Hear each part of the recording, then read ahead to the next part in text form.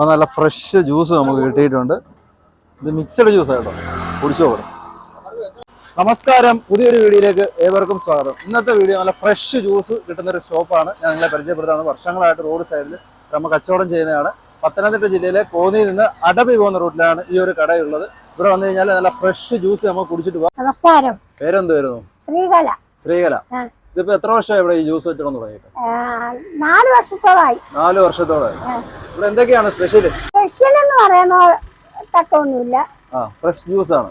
Fresh juice, തണ്ണിമത്തങ്ങ juice, എല്ലാ ഐറ്റംസും ഉണ്ട്. എല്ലാ ഐറ്റംസും ഇല്ല.